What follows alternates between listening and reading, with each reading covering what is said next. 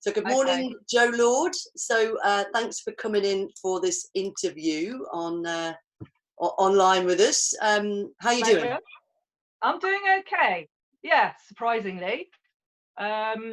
Lots of things you've got to deal with, like most people at the moment, but finding new solutions and very lucky to live in the countryside. So access to getting outside isn't too difficult and social distancing has been pretty easy. So yeah, it's okay. So who are you and what do you do? Okay. I'm Jo, and I used to be a potter for 20 years. So lots of little mobility issues of my own from being in fixed positions on potting wheel and stuff. Changed direction a few times and ended up as a personal trainer and spinning instructor. So I'm now level 3 elite spinning instructor, personal trainer level 3, biomechanics coach, and a leader in running fitness. So um, I run myself and I bike and I do a lot of spinning. So I'm pretty active most of the time. But becoming a biomechanics coach kind of flipped everything in the way that I deal with my clients now. Okay, well, we'll get into that a little bit more. But one of the reasons I love, I really wanted to talk to you, and is that sort of, I think you and I have that same kind of Katie Bowman perspective in terms of movement. Yeah. The biomechanist who wrote the movie DNA, and the idea of just being outdoors, being out with the dog, climbing up mountains. There he is. Is it he or is she? There he is. we've got that moment, yeah, where the partner rushes down and gets Speak of the the devil. dog. He heard Yeah. it. Yeah. And so obviously seeing you outside and knowing that you, like me, we really enjoy being outside. Yeah, Um, absolutely. and obviously saying about you live out in the countryside. So how for you as a biomechanics coach, personal trainer, spinning instructor, and then being in the countryside and loving the outdoors, how has the lockdown affected you professionally and personally, if at all? Okay. Massively on both sides, but some really good stuff has come out of it, which I feel incredibly guilty about quite a lot of the time, Right. which is ridiculous. We were talking about it last night, that I just feel this guilt that I'm enjoying some aspects of this when other people are having such bad time, you know. But as soon as I knew what was going to happen, my spinning studio, which I'd opened last September, where I started doing some other classes in as well. And luckily, I only pay for the hour by it, so I haven't had to keep paying masses of rent or sort all that side of thing out. So that's been good. But as soon as I knew what was going to happen, I rented all my bikes out to my class. So there's 16 bikes out there, plus people on turbo trainers. And then they've all signed up to do 2 classes a week. So I have a secret location where I have my bike and my partner's bike, and I do virtual classes, and they have a private Facebook page that they log into. And in many ways, it's really improved my teaching, and I'm actually getting used to just talking to the back of a tablet. Because to start with, I looked at myself, but then the spinning banner was the wrong way round. So we flipped it around. And I've really enjoyed doing them. And you still feel in contact because people are putting little comments up as you're going, and the feedback has been amazing. Still doing some personal training, but doing that through Zoom. I miss my running group because it was very sociable, and because I predominantly work with women, and the running group was a women's running group, and we sorted so much stuff out on those runs. You know what I mean? Yeah, totally. And particularly as someone who has, as you know, like menopausal, then a lot of them are younger than me, so I've been able to sort of help them, and so it's become a big topic of conversation now, which people never used to really talk about. So that's all of that. We miss that, and we're going to try and do like a little Zoom thing together. But so socially, it's quite hard, but work-wise, I've managed to keep it ticking along. And because of where we live, it's been easy to go out for walks. I've been out on my bike a couple of times. I've lost my running mojo completely, but I'm not too worried because I'm doing other stuff, and I think we can overload ourselves with what we think we should be doing, and then it's just too much. So it's kind of like, just do what you can, really. And if we've got a minute, I've got a menopause update. Oh, well, we'll do that. We'll do that later on. Yeah, make a note and we'll go to that. But I think you hit on a really key thing, and actually, I've been pondering over it myself because of this webinar I'm doing tomorrow, which is 5 steps to successful online presence. Yeah. And what I'm super aware of, as you've just mentioned, is that there's these two kind of considerations. Like, I'm trying to be really positive, motivational, you know, this is a great opportunity. And then I kind of like have this, you know, slam on the brakes. Well, hang on a minute. Some people have lost people. Some people are caring or trying to care for elderly and vulnerable with very limited capacity. They can't give them a hug. So there's this very bittersweet thing which you talk about, the guilt. And I think where I kind of where I switch my kind of like thinking from guilt is there are people who still need my help. And I mean that on a business level, which is why I'm doing this webinar tomorrow. So I shift my guilt into, I can still help people. And that's predominantly what we're doing, is trying to help, isn't it? So the way we can do that, I think we've got to try not to feel guilty, but maybe acknowledge and be sensitive in the way we comport ourselves when we're trying to be supportive and motivational, I guess. So that, I mean, I resonate. I've done 2, I did a lot in the first week. The first week of this, my partner said, I thought you were going to be like that for the whole time. Because we've kind of been forced into living together. It wasn't going to happen quite this soon. So it's been interesting. Yes. But I was as high as a kite, because that's how I work when I've got to get stuff done. The rest of the time, I'm just kind of like, you know. But if I leave everything to the last minute, and then I go at it, and that's just the way I work.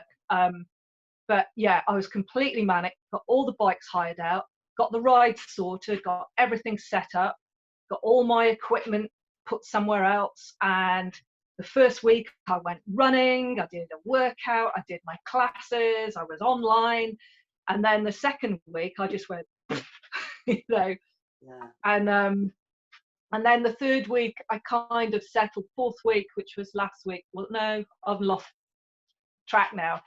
I kind of feel I've reached a place now, but I did early on, I did a couple of videos, basically of all the I Move Freely anti-spasm stuff, and then some basic single leg exercises for a course that I was supposed to be running in April, which was my walk to run.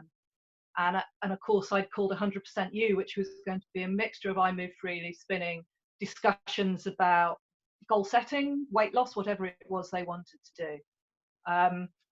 So set up a little group thinking, they're going to be into this, the ones that signed up and paid. Did a few videos, and there's nothing come back from that group at all. They've just gone, you know. And I've just thought, it's okay, I'll keep checking in occasionally, because I thought we could do it like we did the no refined sugar experiment, you know, have that sort of weekly interaction. Just not enough of them, and some of them are involved in other stuff. So I thought, just let it lie, don't force people, just trickle some stuff in.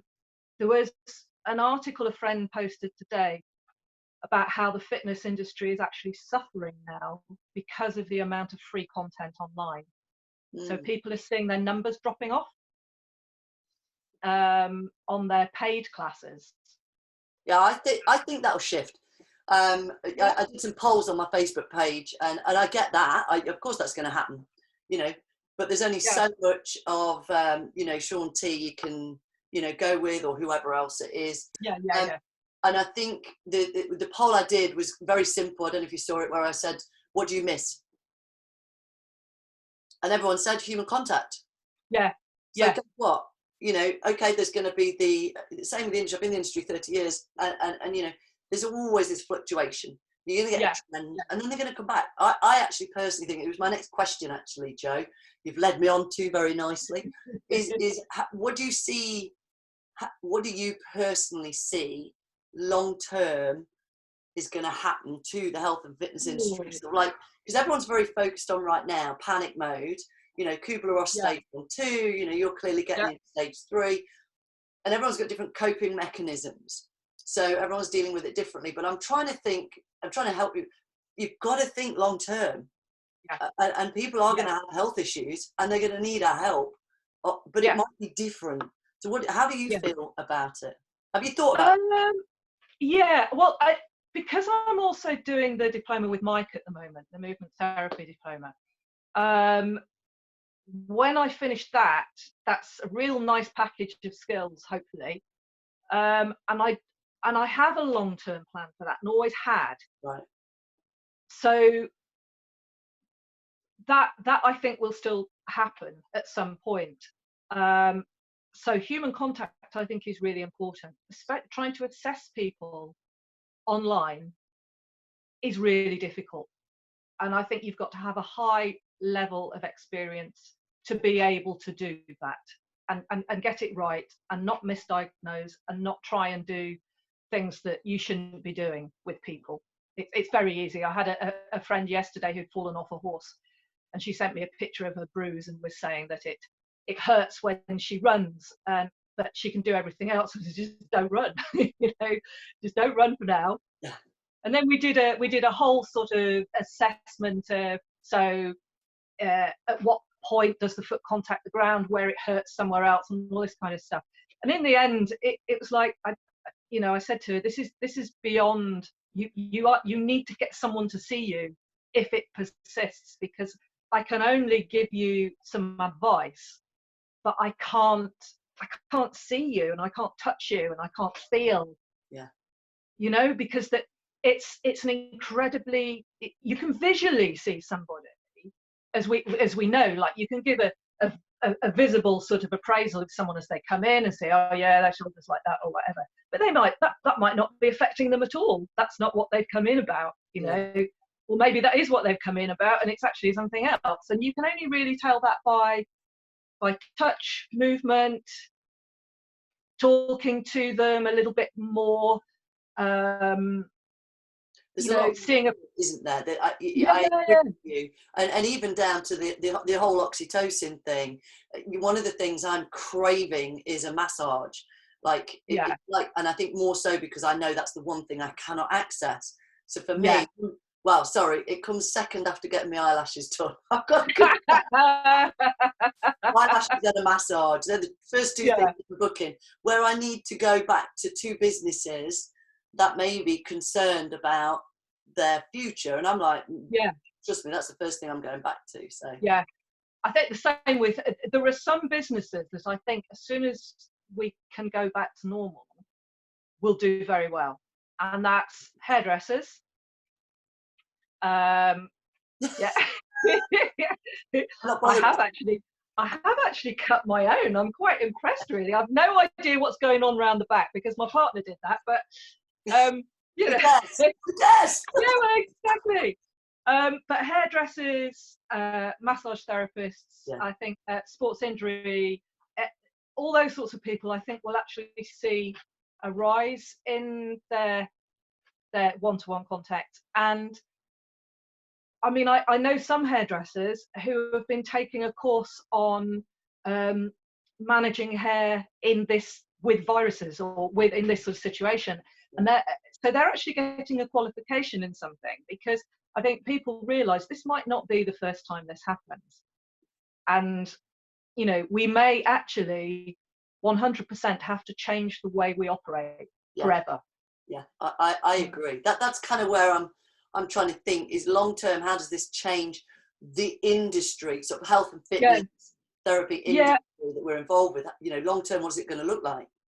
I mean, I think what's interesting is that when people are doing online classes, and I'm talking about the ones that I'm doing, like the paid ones, you are very much like with my personal training, they're working harder than they do when I'm there, interestingly enough. It's very much more focused. you know, we don't sort of chat quite so much, and it's like they want to get on with it and then get off onto the next thing. And some of them are instructors themselves, so they've got stuff to do. But because it's so one-to-one sort of focused on the screen, yeah, I think people are going to want that outside as well. So even group classes may increase, but I'm not sure whether just going to the gym and working out will stay the same or drop or whatever. I think I just think we're going to have more options, and what I would like to see is the industry sort of taking advantage of an opportunity to involve more people around the UK in movement options, coach movement options. And I think where, I've been working with the Her Spirit app, and the beauty of the app is their main demographic is the 50 plus female who does not want to go, they're intimidated by a gym. Yeah. They don't want to go to a gym, but they want coaching. They don't even put their videos on. So we don't see them. And that's how they want to, so they want to get involved, but they need platforms that enable them to do that in their own time, in their home, without being seen, maybe initially at least. So I think it's an opportunity for more scope to reach more people and get more people more active, the whole UK Actives motto. But it has to change the level and the type of training people get, because there is so much rubbish out there, and there's so much generic stuff that's not catered towards the individual. The one fear I have about, and I have had for a long time, certain big names who do all the YouTube stuff, especially one at the moment, and it's great, it always gets people doing stuff, and they get involved in it and they got the kids involved in it, but there's no specific sort of warm-ups with it. There's no correction's the wrong word, but there's no, have you tried doing it like this, or you don't have to squat like that, if you're comfortable squatting like that, then squat like that. There's no kind of it always worries me about the amount of injuries and sort of cause and effect that happens during those sorts of classes. I think small, and it was the way I was heading anyway, was small group personal training. And I did one just before all this happened, where it was called Spin Strong, and there were 8 women, and we did 45-minute cardio spinning, and then we did weight training. And I had people with back issues. I had someone with ankylosing spondylitis who I'd been personal training, and she by the end of it, she was lifting 60k deadlifts, and she was told that she shouldn't be doing anything like that, and she's on her feet all day. But because it's a small group, you can help individuals and spot what's going on, and the progress those 8 women made was probably more than if they'd been trying to go to a gym on their own, which they probably wouldn't have done anyway, or just following something online, just something generic. You raise a good point, and it's one of the reasons I'm heavily involved with SIMSPA, who are now the industry's sort of standardization accrediting body in terms of raising the standards in the industry, and they're putting together this workforce register, which I think is now even more vital, so that when people are looking for professional coaches, trainers online or wherever, now midterm and long term, so that the public, as long as they're made aware that these professionals need to be recognized, they need to be qualified. I think one of the issues is they're not asking us to provide evidence of our training. They're going with, I like a bit of, I won't name any, so-and-so's martial arts or whatever it is, or so-and-so's aerobics. But there's no requirement to say, are you insured, are you qualified? Because I'm not sure they understand the risk factor. So I think where we need to get on board is to shout about, I am qualified, I am recognised, I am registered, I am, all of these things, and be a part of that standardization process, which I know Simsborough are trying to push through. So I agree with you, I think, but there's always been those online kind of people who have no qualifications except a six-pack and a booty. So I think we as the professionals, or the guys who are qualified, should probably be more open and vocal about that recognition, and saying to people, look, if you want to be safe, you need to get coached by somebody. They're charging more because they have value in that there's a value in but also even within the industry, like you can do a weekend PT qualification level 3 online, kind of, or you can spend a year doing like a really good qualification that costs more money, but you come out of it. But even those, knowing what I know now in terms of movement, like from doing the biomechanics course and from doing from working with Mike, it's even now some of the cueing things that PTs use for people are wrong. They're so outdated,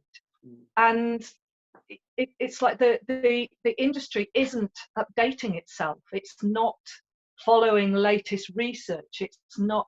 People don't carry on training sometimes. Once they've got their qual, that's it.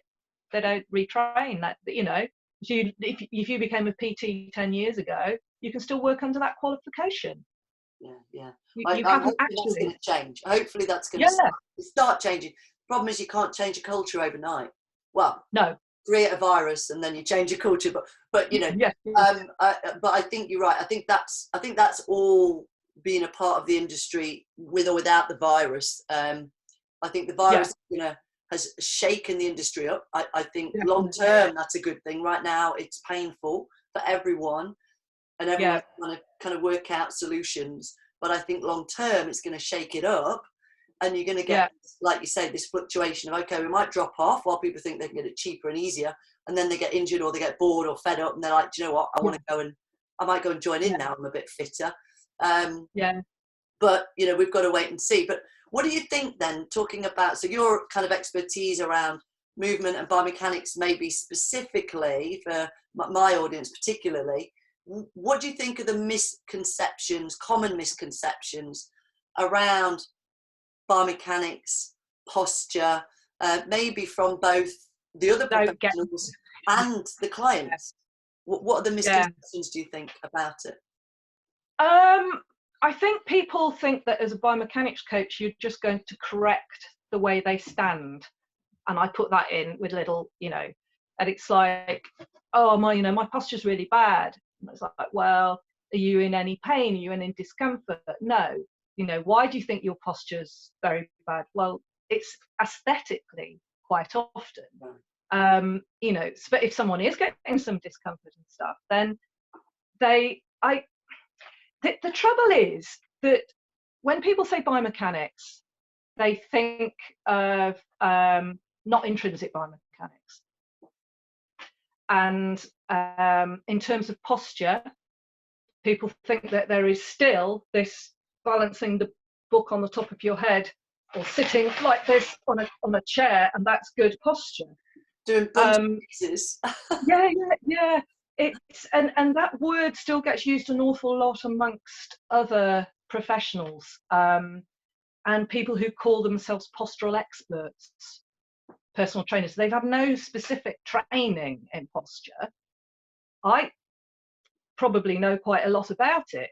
In fact, that I don't think there is a right posture. But this person would assess on the person walking in and standing in front of them. And that's not assessing posture.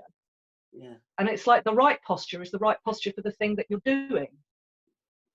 So it's a tough one. It's the differentiator, isn't it? Because and it's like I always view the learning process about human movement and the body as the level 2, level 3, level 4. You can't appreciate level 3 until you've done level 2. You can't appreciate level 4 until you've done level 3.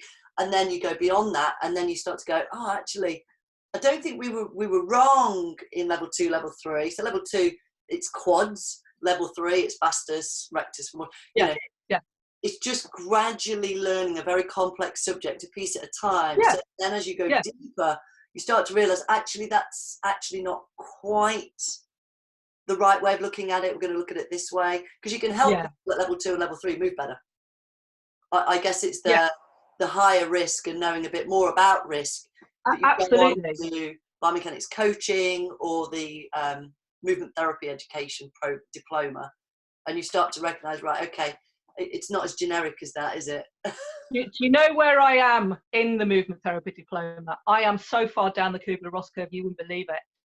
It's it's like I come out of one of the weekends feeling amazing, and I'm not as nervous about that as I was doing the biomechanics. I was Really? terrified. Oh yeah, absolutely Well, we've terrified. upped your confidence. We've upped your confidence. Yeah, but it's also like that whole school thing. I'm a bit dyslexic. It was never helped. I'm okay with my laptop because it sorts it out, and I'm okay learning stuff, but I can't verbalize it. And if I'm nervous, the verbalization goes completely, and I can't remember anything. So if I'm put on the spot about something, that's it. Yeah. And I got through your teaching, which was scary to me, but I learned so much. And being put on the spot and being made to think, there is no right answer, but being made to think Yeah. what it could be, the way to look at things, set me on a great place to go on to do the movement therapy course, where everything's done in it's deep information, you know, and it's and I'm surprised how much has stuck. So now if somebody comes to me with something that I would have done in a certain way with the biomechanics coaching, even though I'm only partway through the other course, I'm kind of looking at it even more as a whole, you know. And you also learn again what are red flags, seriously what are red flags, and just to kind of leave alone. But I think in terms of the biomechanics coaching, there is nothing you do within that program that is going to hurt someone. It can only improve their movement. Yeah. Applied in the And right way. Yeah. yeah, yeah, yeah, absolutely. And in that respect, working with with my walk to run group, I started introducing the I've Moved Freely program into the beginning of it and sending them home to make sure they did foresight and stuff like that. Not all of them, but some of them have continued to do that, and they said it's made a massive difference to before, after their runs, or just sort of everyday life. And it's just understanding the difference between mobility and flexibility, for one thing, how important strengthening is to their running or cycling or whatever it is, and also having understanding sort of a balance. So it's that classic thing. If you look up runners' problems or whatever, it'll always come up with tight hip flexors and weak glutes, always. And it's like you just want to bust that myth completely, because the amount of people who still go, oh, my glutes don't fire. It's like, well, how do you know? I'm a runner. Well, Look upstairs. Yeah, right, okay, so they must be working then. yeah. So Can they work better? there's Yeah, probably. yeah. So it's kind of dispelling some of those myths Yeah. and just getting people to understand that like mobility and a range of movement for what it is they want to do is important, you know. So even if it's the 70-year-old who wants to be able to walk to the shops and get up and down the curbs, like creating some mobility exercises they can do to help them with that, which is quite often to do with balance. Yeah. That's their goal. That's what they want to achieve. You wouldn't put that person through a strength and conditioning course in a you know, to make them a stronger runner, when all they need to do is step up a curve and back down again. Yeah. So there is so much you can do, but you need to also if you're going to do it generically for runners, that's fine. There's a whole load of stuff you can do, but individualizing movement is quite important for whatever it is that person wants to do. And that I comes think back to the genetics, doesn't it? Like you're saying about no posture is the perfect posture, because we're all physically different. So even if you've got a group of runners, you're gonna have tall runners, short runners, fat runners, thin runners, beginners, more athletic. So while running seems like, well, it's the same movement, you still got to have some degree of individuality, haven't you? Yeah. It's interesting with running as well, is with gait and footfall, and whether, forefoot runners, midfoot, heel strikers, and quite often some runners will go, can you look at my gait? Can you look at my foot? I've been told it's better to be a forefoot runner or whatever. And I'll go, well, I'm not going to tell you how to run. It's the first thing I tell anyone. I'm not going to tell you how to run. I'll have a look, see what's going on. But by the time we've done all the exercises we need to do and all the strengthening, mobility, you may find that your foot strike just changes naturally. Yeah. But I'm not going to force you to run a different way if that's not the way you run. You can improve that, and you can improve stride length, and if that's what you want to do, you can improve speed through training. But if you can do all that while you're a forefoot runner, I'm not going to make you midfoot or heel strike or the other way round or whatever. And you watch some of the top runners, they've all got completely different styles. Yeah, exactly. Same as watching a golf player. They all have different swings. Yeah. Did you do our running biomechanics workshop? No, I couldn't make it, unfortunately. But I have been on. I've been on something. I think on one of the Kaizen. Oh yeah, the Kaizen project. Yeah. Mike, was it Mike who came? Did a foot posture. Someone was talking about running. Martin did it. Yeah. Martin. Yeah, that's right. Yeah. So we've just put that online, actually, the running biomechanics, because there's a lot of science behind what Martin does really well. Is looks at the evidence for and against forefoot, for and against heel strike, for and against pose running, for and against barefoot, which are the common ones. And actually the injury rate between forefoot and rear foot, the actual rate of injury is about the same. The type of injury changes ankle to knee, depending on what it is. Yeah. So, I think there's that extrinsic biomechanics view, and then what we get into, that's, I guess, the differentiator, isn't it? Is we understand the intrinsic performance of the subsystems and how that makes you run on your toes or your heels, as well as other things like speed or surfaces and things like that.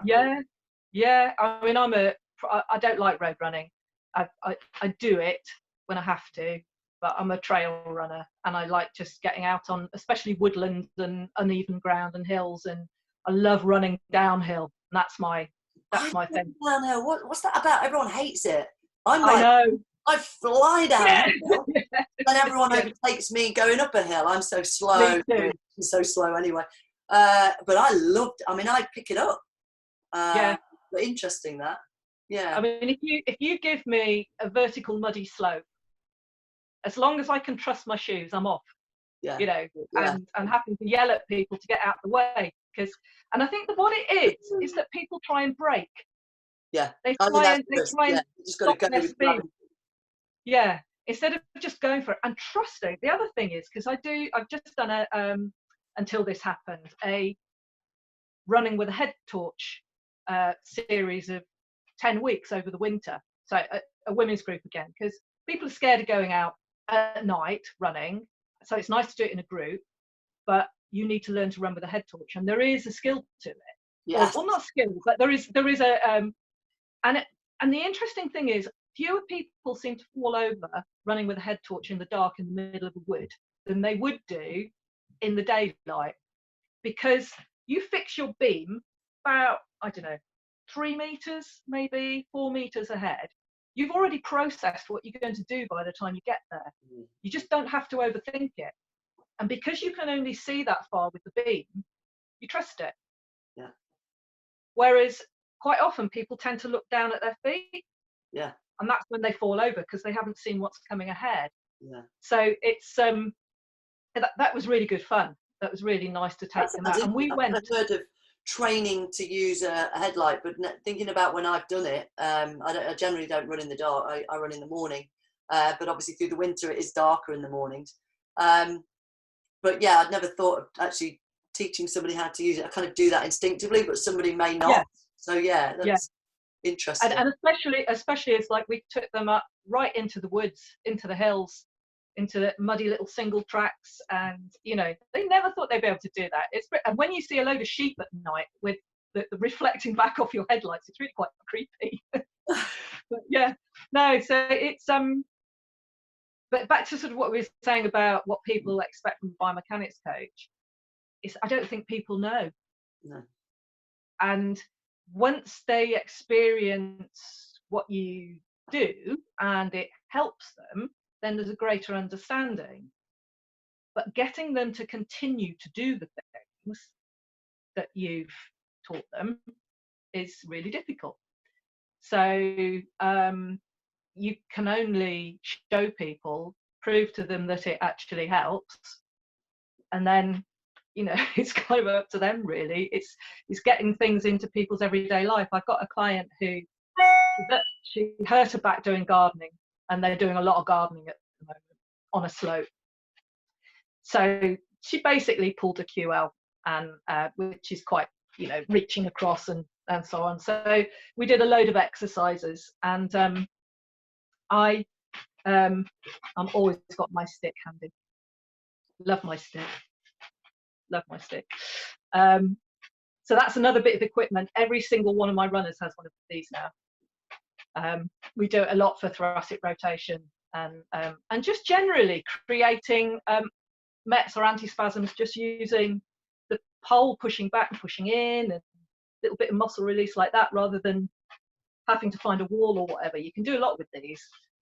But we had a whole load of exercises for her to do, and she said she forgot to do them the other day after she'd been gardening, and she could hardly move all night in bed. But every time she does the release exercises before she goes to bed, she sleeps okay. You know? Yeah, it's often when they forget to do them, they realise they missed them, isn't it? So, yes, exactly. But the percentage of people that continue, even though they know it works, is quite small at the moment. And I think that's, you know, it's about choosing the right client, because I know that I pick my clients. They don't pick me. They initially come to me, but then I interview them and decide who I'm going to take on.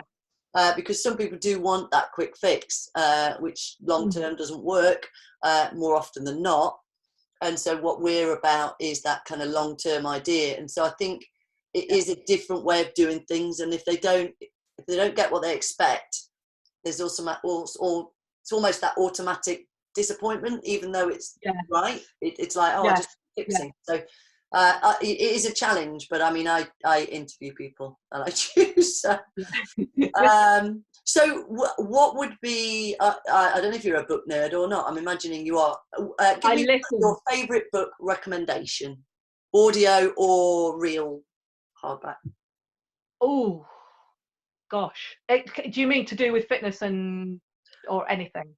Well, okay, two. If you've got one that's health and fitness related, and then one that's just a favourite book. The one that I found absolutely fascinating, because I love programs like Silent Witness and I love all that stuff. Although and love detective stuff and psychological thrillers. And I am very, very squeamish. And the fact that I'm even considering going to a cadaver day it's insane as far as I'm concerned, because 2 years ago, no. Now I go through it in my mind. Okay. And I know I'm going to find it quite emotional, because I can't separate bodies from people. Humans, yeah. Yeah, you know what I mean? And just as a digression, I'm really bad at this, I go off on tangents, but Mike had brought in a human hand that he got somewhere on the dark web, and I couldn't hold it. It was so dainty and small, and you knew it was a woman, and I would have said possibly, because a lot of these bones come from Asia, so possibly, you know, and all I could see was the person. All I could see was the person. I can do whatever you like with a plastic skeleton, you know, but they've donated their body, for us to learn. So it's kind of yeah, trying to have the respect for the cadaver with what. absolutely. Which was going to be my point, my book, which is the Sue Black book, All Oh, That Remains. love that book. And I would say that is probably one of my all-time favourite books, partly because she really, her attitude to death was quite black and white, at the beginning. But she also had this incredible compassion and empathy towards the people who donated, towards the families. She separates death, dying, and dead, doesn't she? She defines they're three different things altogether. Yeah, death, absolutely. dead, and dying. And dying is the bit that causes the fear. Being dead, depending on what you believe, but yeah. But it was an amazing book. I listened to it, and I'd recommend listening to it and having it in a hard copy as well, because you can flick through the hard copy. But because she narrates it, you feel very involved in it. But it also held my interest because she was involved with a few programs where they had to sort of work out what had happened to the person. So that kind of satiated my almost detective side of things, And listening to that book was quite a turning point in me thinking, I can do a cadaver day. It's right at the beginning when you go straight in with her description of an autopsy, and the very articulate way she describes, cutting and dissecting and I was like, right from the beginning, I was like, whoa, this, I could visualize what she was doing, and quite gruesome in places, but she's quite clinical and matter of fact, but with compassion, as you say. So it's kind of like there's separation, and yet, fascinating for any body nerd. Oh, completely. But anyone who just wants to, who's curious about death and and just, I don't know, there was so many aspects to it that I'll be going to read it next time. But it was amazing. But I listened to an awful lot of Audible. A lot. So what would be a non-fitness? I mean, I would classify that in our industry. Learning about technically non-fitness one. I'm afraid it's very much the same, only only fictional. So a lot of crime. Right. Okay. And I it's always crime, the real kind of like murder mystery stuff. But similar, but from the same perspective as to kind of like it's a different edge to what Sue Black talks about in hers. From the criminal mind, I'm like fascinated by, how does that work that you can do that to another human being? But okay, so just sorry. Anything else did you want to say? I was going to see if you would point people in your direction. So with this going up onto YouTube, we could have all sorts of people watching it. If somebody wants to find you, where are you? How do they find you? Social media, etc. It's The Hay Runner on Facebook and The Hay Runner on Instagram, primarily, and that's a really easy way to get in contact. And there's videos and little snippets and all sorts of stuff up there, particularly about running and moving freely. But we were just going to have a little menopause update. Oh, that was the thing. I knew there was something else. Well done. So we'll finish on your menopause update. we are of that demographic. We're really into. I'm Perry still, but what is the update on your research? Well, 8 years into full on, finally found something that worked, which was a patch. And it really worked for me. I didn't put on weight, which I had done with the progesterone and estrogen tablets. Also, they'd given me headaches and God knows what else. It was awful. Finally found this one. Oh my God, sweat stopped. Everything stopped because the sweats had become that I was nauseous and faint every time one came. It was not just at night. I remember. It was totally, completely debilitating. And despite being on the patches, I noticed still a hormonal cycle, even though my periods finished when I was 50 and I'm 58 now. And I remember when I was at the last Casian project last March, I had a real total social interaction meltdown. Anxiety levels were massive. Yeah. The week after would have been fine. It was really weird, and that's when I kind of noticed particularly this sort of cycle. And then of course we couldn't get hold of the patches anymore. So right, yeah, the whole Brexit challenge, I think. yeah, well, it wasn't Brexit apparently. It was supply, a very key component to do with the making of the plasticky stuff, I think. Right, okay. And it was a component from an animal, and the main source had some sort of swine flu or something like that. So then there was a shortage of demand, right, and manufacturing and so on and so on. So they said they would come back in March. So in the meantime, I had to have an estrogen patch and a progesterone tablet to give apparently the same balance. And it did help a bit, definitely helped settle my emotion, because I'd been without it for 4 weeks then by the time they'd got it. I wasn't comfortable with it. I don't feel quite right. So last week I went in to get my prescription and there wasn't one. So I can no longer get that. So I've decided to come off it. wow.